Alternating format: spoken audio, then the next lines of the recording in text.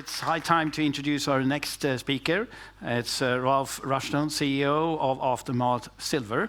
So please, Ralph, the stage is yours.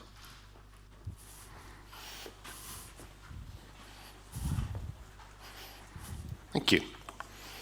Morning, everybody. I was woken up by alarm clock this morning, which was the sound of gold crashing through $4,000 an ounce. It was a very pleasant wake up for us. My name is Ralph Rushton. I'm a geologist by training, and I now run Aftermath Silver. We're a company focused in Peru and Chile, and our objective is to bring into production the Berenguela silver, copper, manganese deposit in southern Peru. We acquired the Berenguela Project in 2020 in the middle of COVID. We bought it from SSR. At the same time, we picked up 2 assets in Chile. The assets in Chile are pure silver assets. The asset in southern Peru is the silver, copper, manganese asset. Unlike Alamos, we're not in production yet. We're currently entering the engineering stage to put the Berenguela project into production within the next 5 years, we hope. These are the 3 projects. Berenguela, it is a limestone-hosted deposit in southern Peru. It's on infrastructure. It's on road, rail, and power, and there's a mining-friendly community called Santa Lucia nearby. Chayacoyo is our second-string project. That is in northern Chile. It's just off the Pan American Highway, close to the giant QB2 Quebrada Blanca development. And Caixinal is our third-string project. That's just south of Chayacoyo. It's a smallish silver system. That was the first project we acquired. We were able to finance on the back of that project, and that gave us the kickstart we needed to eventually acquire Berenguela. Aggregate silver inventory for the company, we have about 100-odd million ounces in measured and indicated at Berenguela, with about another 40 million in inferred. Chayacoyo is around another 40 million ounces, primarily in measured and indicated. Share structure, we performed very well over the last year or so. We put a lot of effort into marketing. We've been able to take the company from about a 20 or 30 million market cap to about 250, 260 million today. We've got about 310, 312 million shares issued. And we trade very large volumes. We're one of the most liquid traders on the venture exchange, and I think that primarily comes down to the amount of marketing we've done. So we're trading about 2 million shares a day. Cash in the treasury is about $14 million, and our largest shareholder is Eric Sprott at about 24.8% of the company. His initial investment was predicated on the silver projects, and the last tranche this time last year was about $10 million. And by that point, he'd shifted his focus to the manganese and critical metals sector.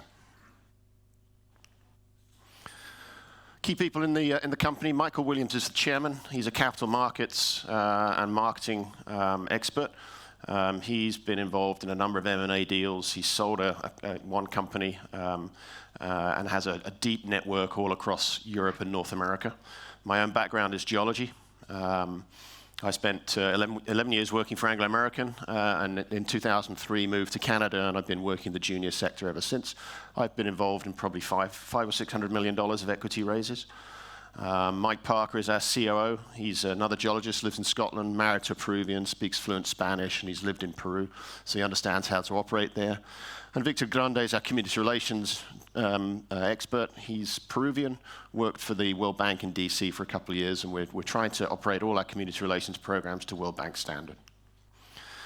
More recently, we recognized that geologists and capital markets people are probably not the best people to develop mines. So about a year ago, we started bringing engineering talent onto the company, onto the staff. Danny Keating, Justin Taylor, and Mike Murphy, the 3 people that we're going to be leaning on to steer the company through the engineering study that recently started. Over the last 12 months, we've seen Eric Sprott increase his shareholding from 14% to 25%. As I say, we are one of the most liquid stocks on the venture exchange. We've seen a large jump in market cap in roughly 300% over the last year. We've completed the metallurgical test work, the lab-scale metallurgical test work to demonstrate we can produce a battery-grade manganese product from Berenguela. And we've completed a lot of drilling at the project, and we'll be seeing an expanded resource estimate for that sometime in the next couple of weeks. The engineers are finishing that up at the moment.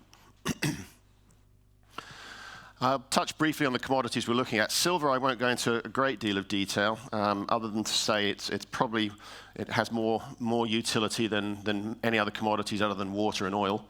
And from our perspective, our major investor, Eric Sprott, told us a year ago when silver was at $30 that it was going to go to $50 by the end of this year, and as of this morning, it was $48.50. So he looks like he's probably going to be right on that call. Copper. Again, I won't go into the fundamentals in a great deal of detail, but we are seeing supply restrictions at the moment, particularly with Grasberg going offline possibly for a year or more.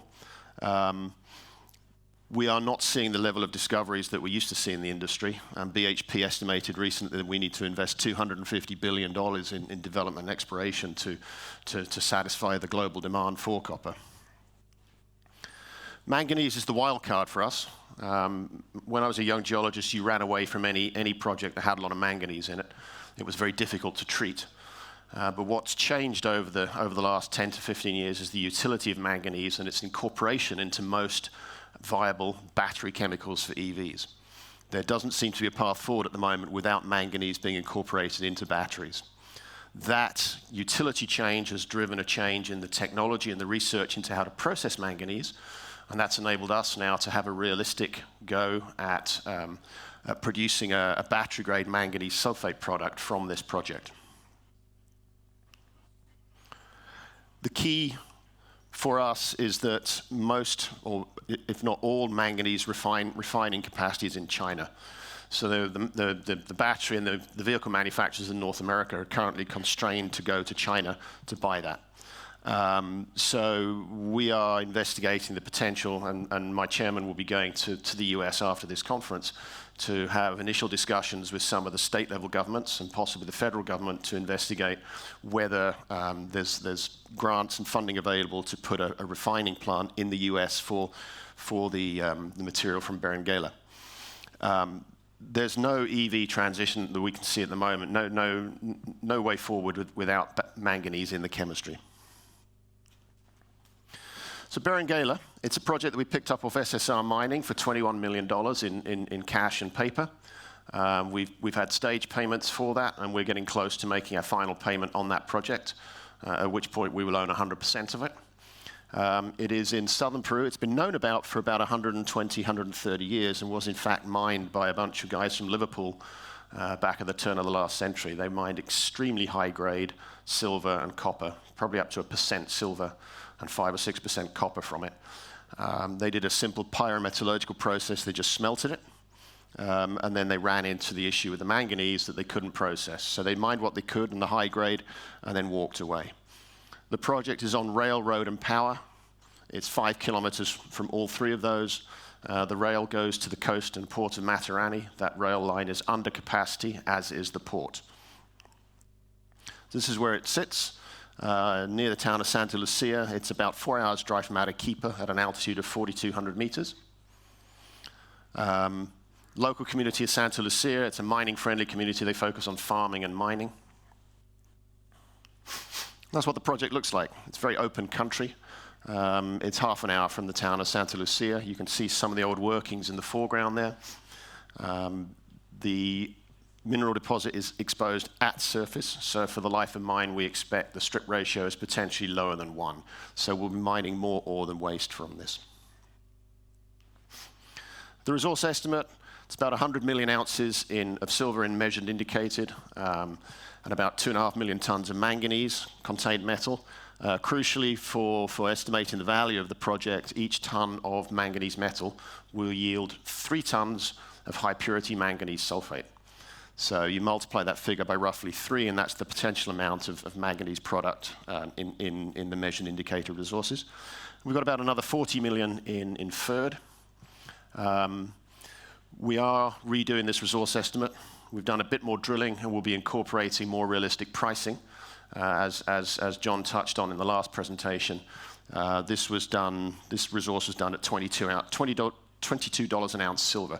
as compared to 48 today. So we would expect to see probably a larger amount of rock come into the resource, and with an increase in commodity prices, the cutoff grade will go down. We will probably see more metal at a slightly lower grade. That would be intuitively, as a geologist, that's how I would see the change in the resource. That puts us at about number 4 globally in terms of undeveloped silver projects. And this is what the project looks like in cross-section on the left there. You can see it's conveniently open pit shaped. It doesn't go down any more than about 200 meters. Been very easy to drill off. And it's largely de-risked geologically.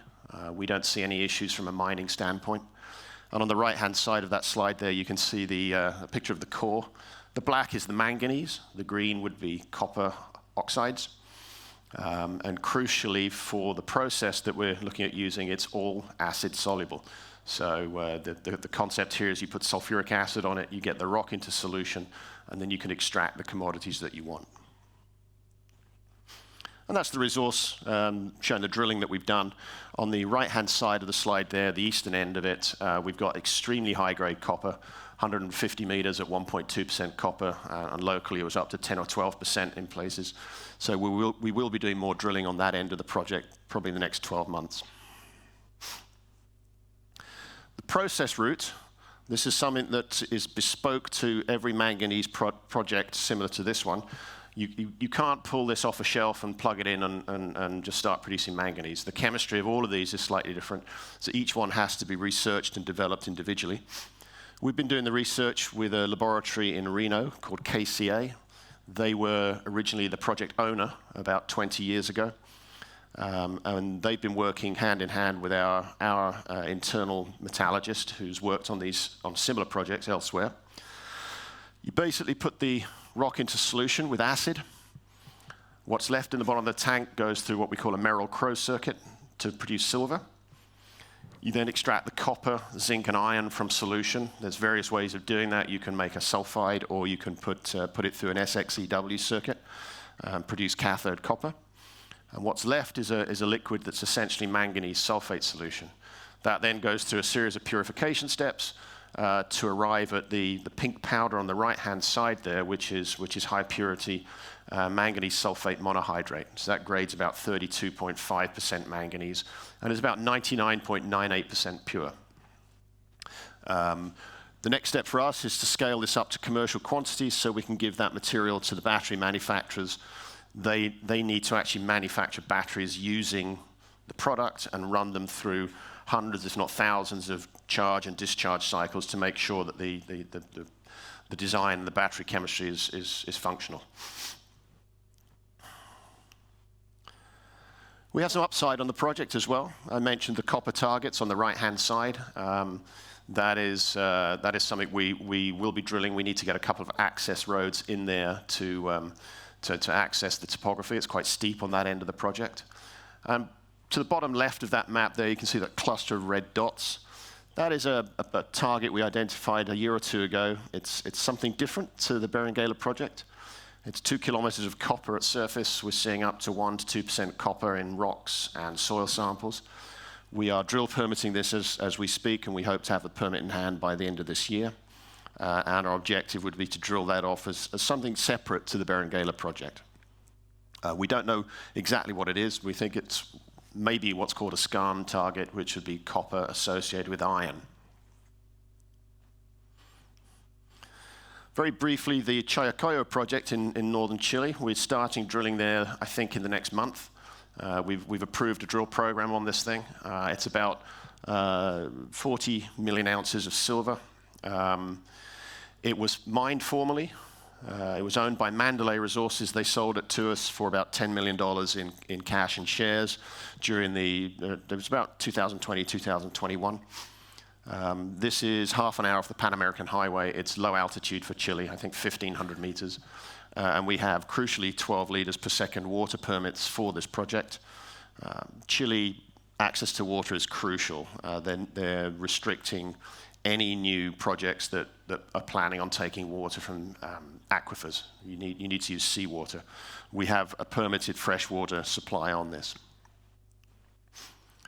There's the resource. Measured and indicated on this is about 4.5 million tons.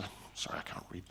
6.5 million tons. Sorry, my eyes are getting worse. 6.5 million tons, and contained silver, as I say, is about 45 million ounces, which is 11 million ounces in inferred and about 30 odd in measured and indicated. We are looking to expand this. We believe there's potential to maybe add another 50 to 100% on the resources, and that's the work that we're focusing on over the coming year. So the next 12 months, we are adding to the team still. We're bringing in engineers, as I said. We're potentially looking at bringing in somebody with expertise on the marketing of manganese. We'll be releasing an updated resource estimate on Berenguela very shortly. We are planning the capital that we need to spend over the next 24 months. And our objective as a management team will be to try to give our technical team 2 years clear runway to work on their projects. This looks very final. Well, I thought that we should have time for Sure. 1 or 2 questions. Yeah. So do we have any questions here from the floor? And while we're waiting here, I just have one question here, because you're expanding your team, and all of a sudden this is a bonanza sector with gold and silver prices going up. Is it difficult to find people now compared to 2-3 years ago? Depends on what you're looking for. The manganese sector is very specific, so finding people with that expertise, we've got enough contacts that we can identify those people fairly quickly. The manganese sector has been beaten down over the last probably 5 to 10 years, and most of the manganese companies trade at probably 10% market cap to what we trade at. We have the benefit of having silver and copper in there, so we've been able to attract financing, which means we're pretty well funded to be able to recruit people. And do you find any inflation pressure in the sector now, if we just compare to the last 12 months? From our perspective, we're not yet looking at the capital cost of major equipment. From our perspective, it's been more on the exploration side. So looking at drill costs, lawyers cost a bloody fortune. We spend a lot on legal bills. But for example, drilling is double the price in in Chile compared to Peru. Okay. So that's a major. That's not really inflation. It's a difference between the countries, or?